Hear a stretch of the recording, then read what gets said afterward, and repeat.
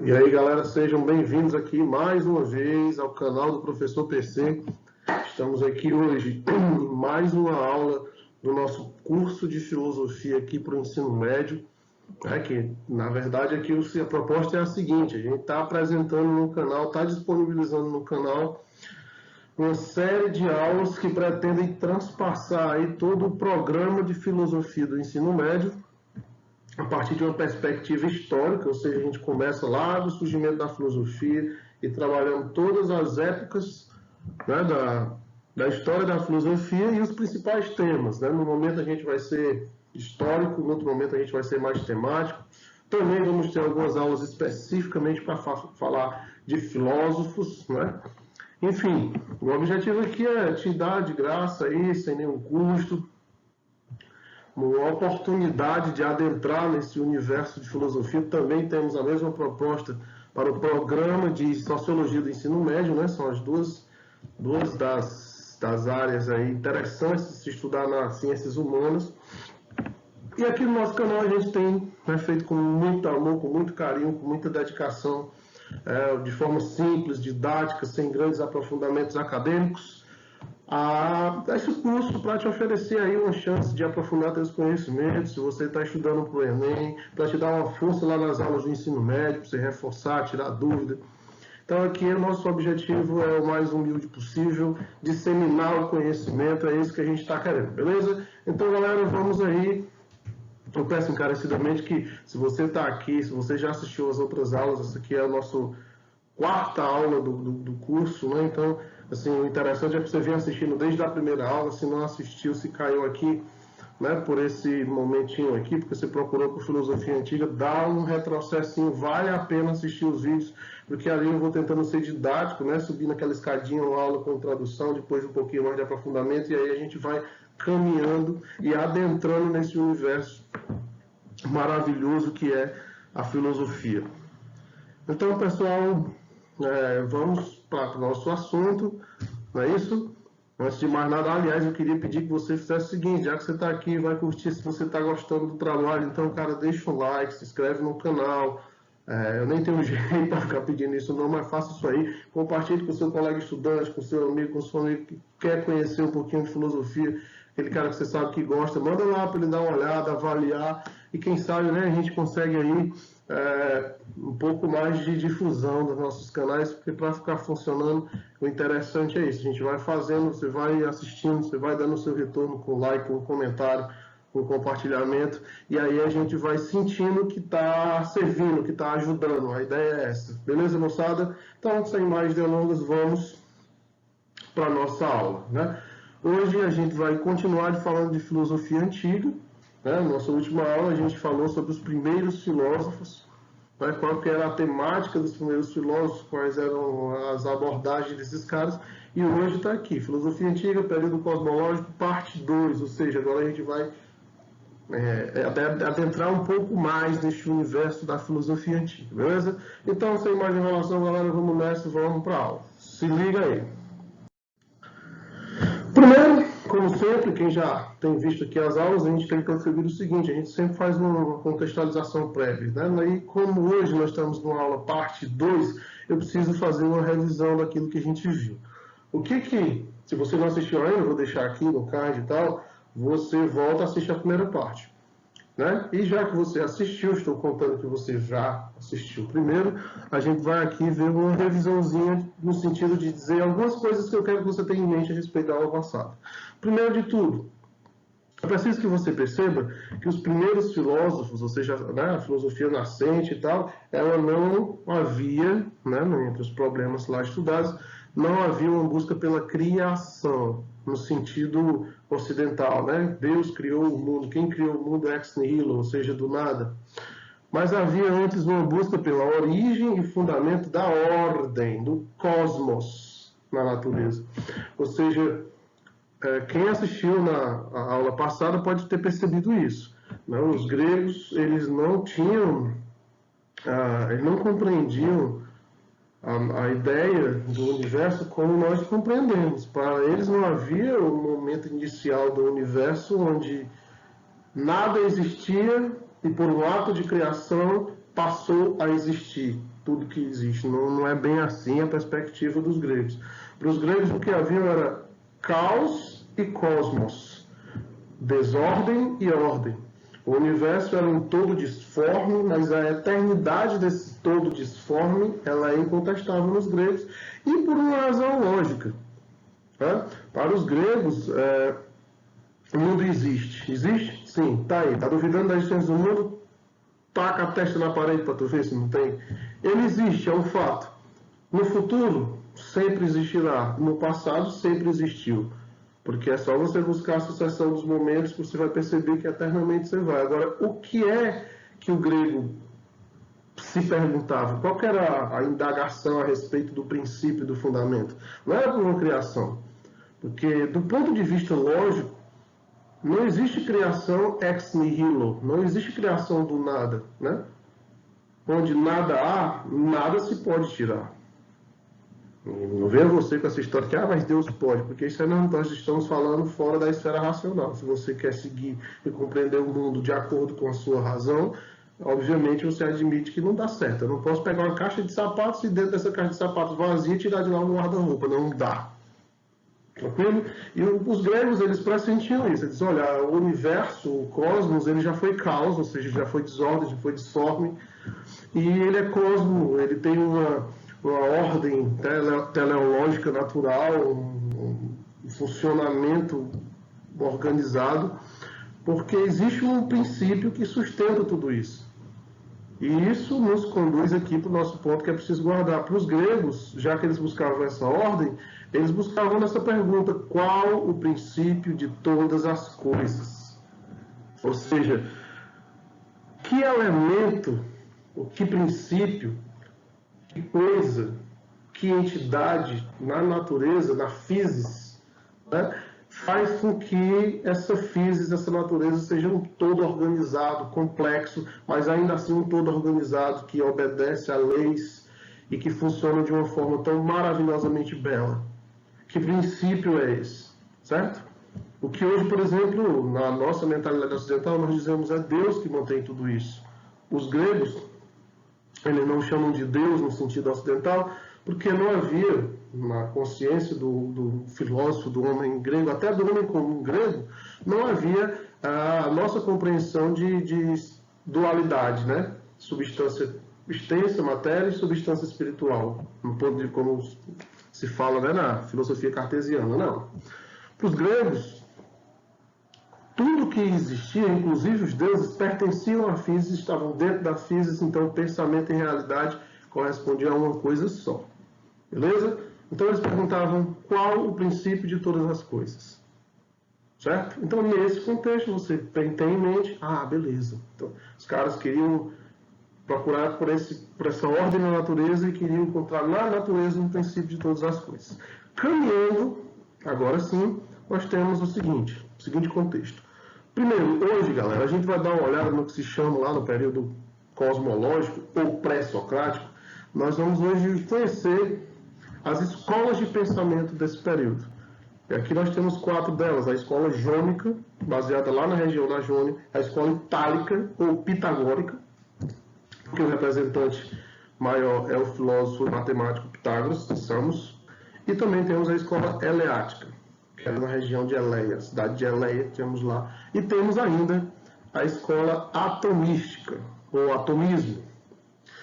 E cada uma, né, varia de acordo com o local e os problemas discutidos pelos seus pensadores, ou seja, nós podemos destacar, né, dentro desse momento aí, da história da filosofia, essas 4 escolas principais, cada uma num local diferente da Grécia e, de um certo sentido, trabalhando problemas de uma forma mais específica. Tranquilo? Daqui, hoje, a gente vai acabar criando as bases para tudo que é discussão na história da filosofia, e um dos principais problemas que acaba sendo construído é o que nós vamos chamar de problema do movimento. Ou seja, os gregos precisam compreender essa passagem da ordem, do caos para a ordem, da desordem para a ordem, e na observação da natureza e na busca por esse princípio de todas as coisas, os gregos, né, vão se fechar, digamos, vão acabar encontrando posicionamentos diferentes e que de uma forma resumida, de uma forma convencionada, a gente vai chamar de filósofos monistas, né, o que é o monismo, e filósofos pluralistas, ou pluralismo. Por quê? Para os monistas, havia apenas um princípio ordenador de todas as coisas. E aí, como a gente já pode lembrar da aula passada, por exemplo, se você falar o Tales de Mileto, Tales era um monista, porque para ele o princípio ordenador de tudo era a água. Heráclito de Éfeso, quando a gente vai ver ainda a aula sobre ele, Heráclito também era, em certo sentido, humanista, porque ele elegia o fogo como esse princípio ordenador. Por exemplo, a escola atomística, né, o atomismo, é considerado um pluralista. Por quê? Porque eles definiam os átomos. Os átomos seriam partículas indivisíveis, minúsculas, invisíveis a olho nu, mas haveria uma quantidade finita de átomos diferentes, e era a combinação desses elementos diferentes que daria forma, origem e regularia as particularidades e propriedades de todas as substâncias nessa física. E, portanto, seria o princípio que garantiria essa ordem na física. Um princípio monista, dois princípios pluralistas. Só que quando a gente vai começar a estudar, que a gente vai dar uma olhadinha no decorrer dessas aulas, quando a gente vai começar a aprofundar os estudos, esses primeiros filósofos acabam gerando um problema, né, entre monistas e pluralistas, que é o problema do movimento. Na verdade, o que constitui a essência da natureza? A essência é a verdade, ela é alcançada a partir da natureza como mudança, como fluxo contínuo, que a gente vai ter a síntese de tudo isso aí nas ideias do filósofo Heráclito de Éfeso, ou, de fato, a verdade, ela é aquilo que em essência não muda, aquilo que é absoluto e universal sempre, coisa certa, firme, ou seja, ela não se move, ela não muda. E se a verdade é assim, dessa forma, tal como, por exemplo, a matemática, se ela é assim, por que a verdade ela é estática e imóvel, como nós aprenderemos com o filósofo Parmênides de Eleia? Se ela de fato é assim, por que quando a gente vai para a natureza é pura mudança? Então, o problema do movimento acaba constituindo a síntese de todos os desdobramentos da filosofia antiga no período cosmológico. Né? Quando se busca explicar a física, busca-se também explicar a realidade. Então, agora, nesses momentos, com essas escolas e tal, a gente vai acabar descobrindo que a filosofia vira filosofia de verdade. Né? Na aula passada, a gente viu que os filósofos eram meio que os primeiros cientistas. Agora, eles acabam criando asas, se distanciando da empiria, da observação física e as especulações metafísicas sobre o que a realidade seria, né? A lógica começa a se constituir e aí a filosofia se transforma em filosofia de verdade, por isso muito interessante que a gente vá por aí, certo? Eu quero que quando a gente saia dessa aula todo mundo esteja ciente do que é esse problema do movimento, o que eu convencionei chamar aqui nessa aula de problema do movimento, beleza? Então, feita essa contextualização toda, vamos conhecer essas tais escolas, ok, pessoal? Primeiro, são vários e vários filósofos, não é, que nós temos nessas escolas de pensamento. Eu coloquei aqui o retratinho aqui de 5 deles, que, inclusive, dada a condição, a gente vai ter que ter aulas específicas para falar desses caras. Pelo menos, por exemplo, para falar de Heráclito de Éfeso e Parmênides de Eleia, nós teremos que ter uma aula específica, provavelmente a próxima. E aí são os mais importantes, assim, não são para a história da filosofia, para o plano didático que a gente pretende seguir, eles serão os mais importantes, mas não são os únicos. E aqui nós estamos, portanto, para discutir, eu coloquei para ilustrar logo, vocês já irem se familiarizando com o nome desses caras. Muito embora eu queira acreditar que o nome de Tales de Mileto e o nome de Pitágoras de Samos, ou Tales Pitágoras, devem ser nomes familiares, afinal de contas eles são matemáticos e eles estão lá presentes na matemática, inclusive do ensino fundamental. Né? Quem nunca ouviu falar do Teorema de Tales, quem nunca ouviu falar do Teorema de Pitágoras, o triângulo retângulo, não é assim? Então, Vamos lá, porque agora a gente vai conhecer as escolas de pensamento da filosofia pré-socrática ou o que chamamos do período cosmológico. Primeiro, falar da escola jônica, que ela foi desenvolvida na colônia grega Jônia, na Ásia Menor, na atual Turquia, e os principais representantes são Tales de Mileto, como eu coloquei aqui, Anaxímenes de Mileto, Anaximandro de Mileto e Heráclito de Éfeso. Dessa escola eu escolhi 2 filósofos. Tranquilo? E assim, nós vamos depois falar deles, os outros não são menos importantes, mas como eu te digo, aqui nós estamos numa perspectiva histórica, então depois vai chegar o momento, aqui no canal a gente vai lançar uma série falando uma aula para cada filósofo. E aí é outro playlist, é outro programa que ela é mais para você entender o universo filosófico conceitualmente falando. Então nós temos a escola da Jônia, também temos a escola pitagórica, também chamada de escola itálica, foi desenvolvida no sul da Itália e recebe esse nome visto que seu principal representante foi Pitágoras de Samos. Ou seja, está aí um outro camarada, né, os pitagóricos, que quando a gente tiver a oportunidade de estudar de perto isso aí, você vai ver que a escola pitagórica ela teve o maior representante em Pitágoras, sim, que foi um dos caras mais icônicos da história da Grécia Antiga, né? Ele era um personagem que, quando a gente chegar no momento certo, a gente vai ver que o Pitágoras ele não era só matemático, ele tinha uma áurea mística, assim, tinha uma coisa quase religiosa nos seus discípulos. Né? Alguns dizem que ele era um cara que tinha poderes e tal. A escola pitagórica ela sofre influências de uma religião muito antiga, grega, chamada Orfismo. E, por exemplo, os pitagóricos e os órficos, eles acreditavam, entre outras coisas, na transmigração das almas, né? Que é uma coisa defendida aí pelas religiões orientais do hinduísmo, pelo budismo. Aqui no Ocidente o espiritismo defende essas ideias.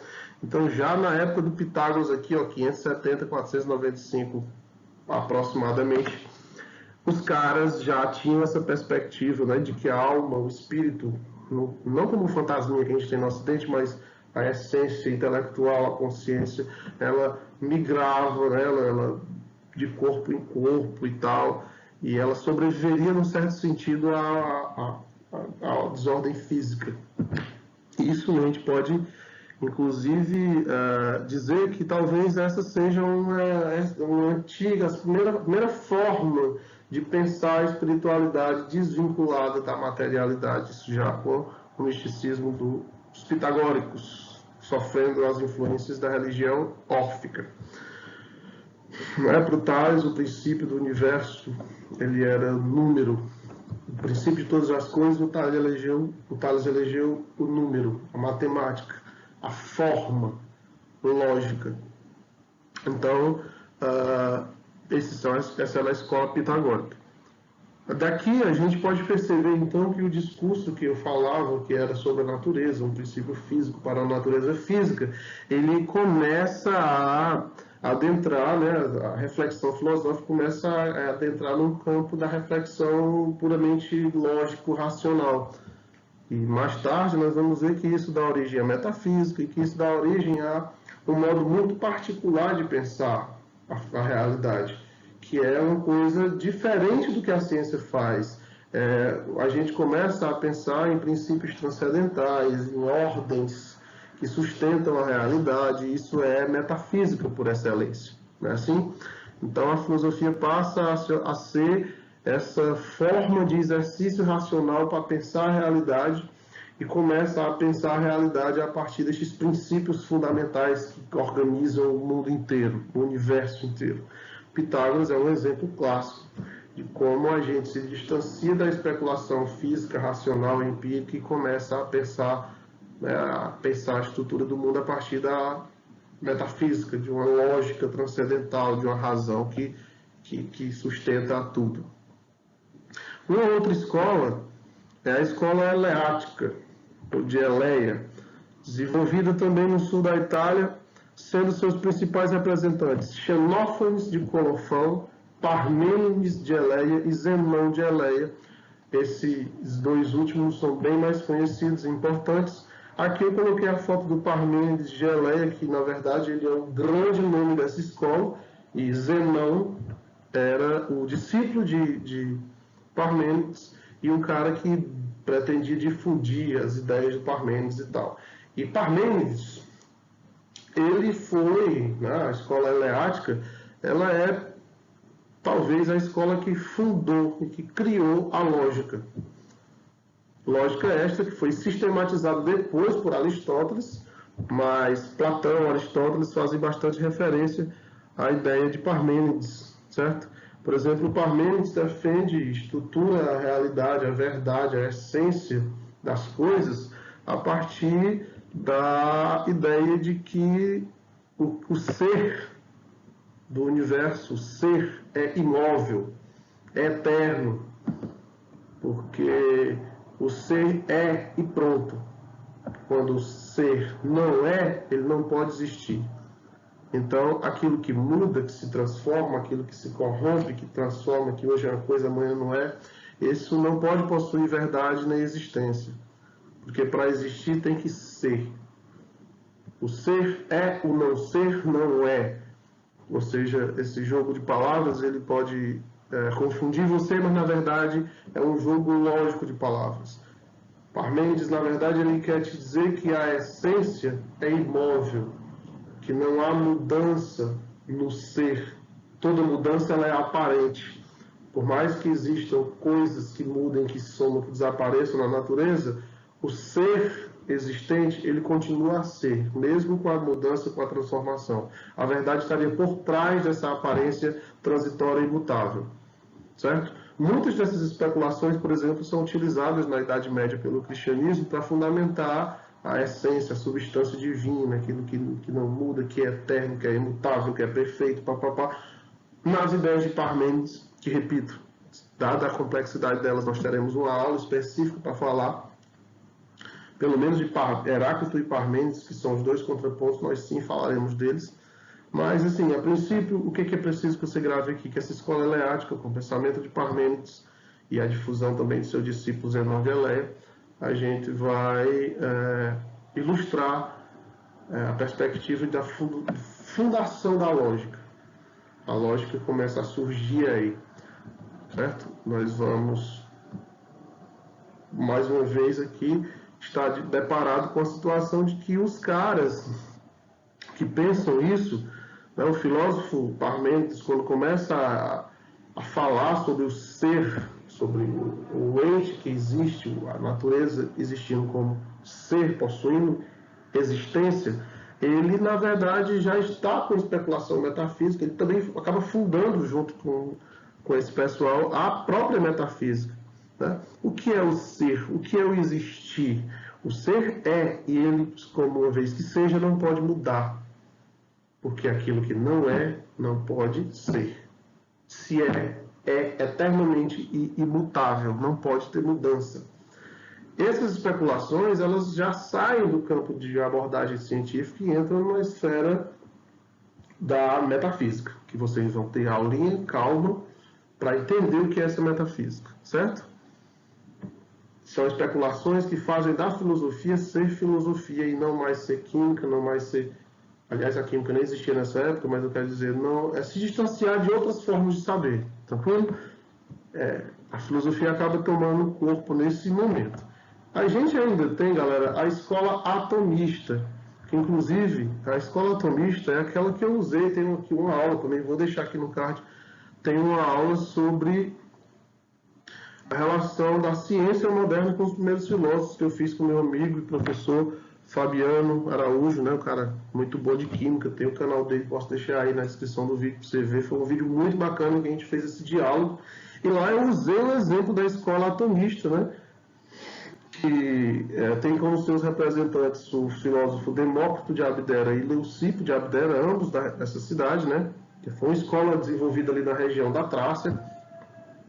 E o atomismo foi uma forma de tentar explicar a natureza, sim, com princípios físicos e tudo mais. Eles são pluralistas, porque eles, ao contrário dos demais filósofos, eles defendem o átomo como princípio fundamental, mas não é um átomo. Existem vários tipos de átomos, uma quantidade finita de átomos, que a combinação delas, né, dessa variedade finita, é que faz com que a natureza seja o que é. Acabei de falar ali no outro slide. Então, assim, essas são as 4 principais escolas, e o que você percebe é que, enquanto a gente tem, cada filósofo e cada escola tem uma abordagem diferente para falar do mesmo assunto, que é o cosmos, é a natureza, é a física. Alguns desses camaradas entendem que a mudança, né, que o fluxo de movimentos é o que faz com que a natureza constitui a essência da natureza.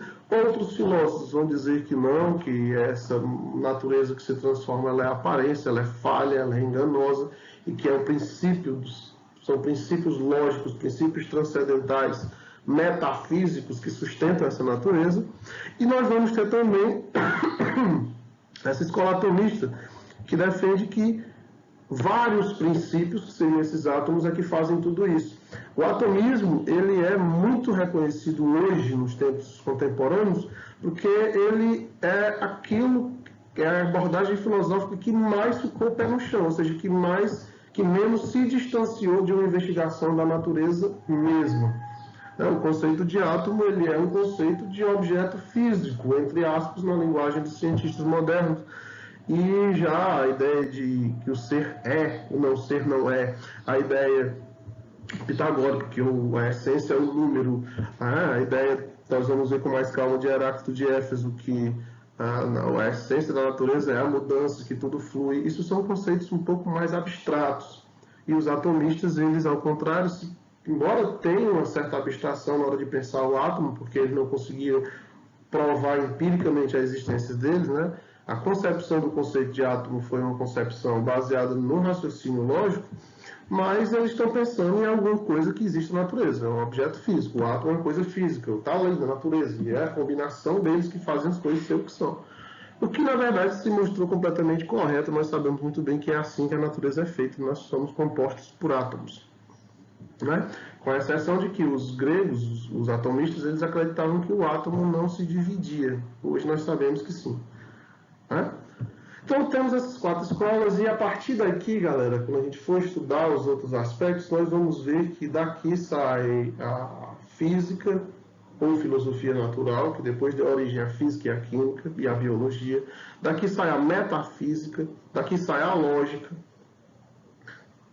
certo? E a matemática como um princípio transcendental e abstrato, completamente diferente de toda a matemática que existia, por exemplo, no Oriente, que era apenas um cálculo instrumental para medir terreno, para fazer de uso prático. Aqui, os gregos, eles inauguram de fato a matemática como ciência, o poder de abstração enorme, a lógica é inaugurada. Então, toda uma gama de pensamento, de construção é feita aqui.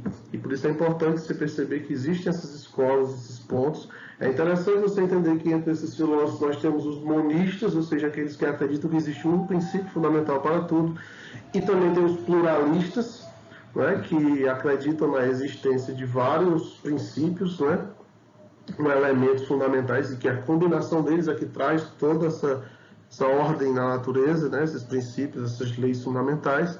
E a partir do tipo de raciocínio que esses caras acabam conduzindo, eles inauguram metafísica, inauguram física, inauguram lógica, coisas que a gente vai ver de uma forma mais sintetizada depois de algumas aulas. Beleza, meu irmão?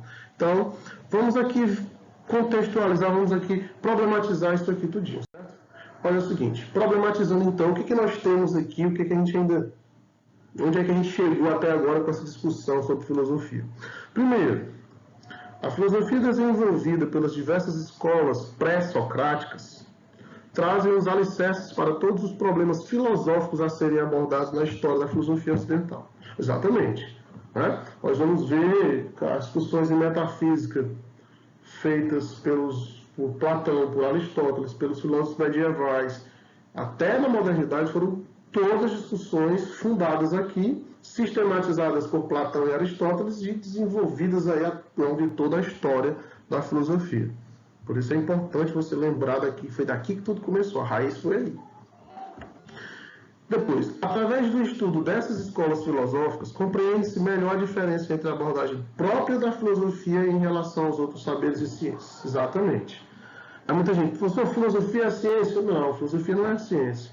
Filosofia é um método, é uma forma de se pensar o mundo, a natureza e os problemas humanos. Essa forma ela tem um certo critério, tem algumas semelhanças com a investigação científica, com a matemática, mas não é. E assim, estudando essas escolas, você começa a perceber a peculiaridade da filosofia. A filosofia busca pelos princípios fundamentais, as verdades últimas.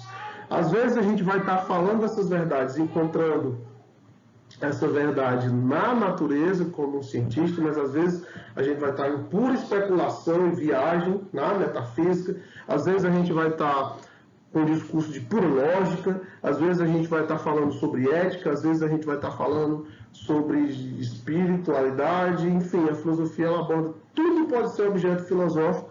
O que fica caracterizado como sendo filosofia é o tipo do discurso, é a linguagem, é a forma de raciocínio, é a forma de se debruçar sobre os pensamentos, uma forma crítica, reflexiva, certo? Mas, assim, possui muitas semelhanças com a arte, com a ciência, com a religião, mas não é nenhuma delas. Assim, outro, uma coisa que é importante, ambos, monistas e pluralistas, acabam por amadurecer o grande problema da metafísica clássica, que é o problema do movimento. Né? E a gente encerra essa aula exatamente com isso. O que eu preciso entender melhor daqui para frente? O problema do movimento. O problema do movimento, ele é a essência da metafísica, certo? Então, assim, a gente vai, na próxima aula, falar exatamente sobre isso. Os filósofos que a gente vai tratar especificamente será Heráclito de Éfeso e Parmênides de Eleia, que a gente só falou o nome deles, onde nós temos duas formas de pensar e de encarar a realidade conflitantes. Né? Para o Heráclito, tudo é movimento e a natureza flui. Para o Parmênides, o ser é imóvel e imutável, porque o ser é e o não ser não é. Não dá para ser e não ser ao mesmo tempo, ou seja, tem que ser imóvel. E essas discussões fundam o que a gente chama, convencionalmente chamar na história da filosofia, de metafísica. Certo? Nós vamos, primeiro, apresentar o conceito de metafísica, né? Falar que o problema do movimento, e aí? Tudo muda ou nada muda? A mudança ela é fantasiosa e ilusória? Ou ela é a verdade? Enfim, como que se explica a mudança? Como que se explica a não mudança? Como é que a gente compreende a realidade? Como é que o fundamento da realidade pode ser imutável se a realidade é pura mudança? Entendeu? Então é nesse sentido que a gente chama de problema do movimento. Beleza? Na próxima aula, metafísica clássica, problema do movimento, ilustrado a partir das perspectivas de Heráclito de Éfeso e Parmênides de Eleia. Tranquilo? Espero que você tenha gostado demais aqui, com calminha, dando uma olhadinha, tenta ser o mais breve possível, mas a filosofia não dá para ser muito breve, a gente já está com 33 minutos de aula. Vamos parar por aqui. Eu peço encarecidamente que você deixe o like, divulgue com os amigos. Se você assistiu até aqui é porque você está conseguindo, está tendo vontade. Espero ter sido claro. Tira dúvida aí embaixo nos comentários, certo? Aponta sugestões, faz alguma coisa aí, mas colabora. Esse tudo é feito com muito carinho por vocês e vamos lá. Até a próxima aula. Um grande abraço, valeu, beijão, falou.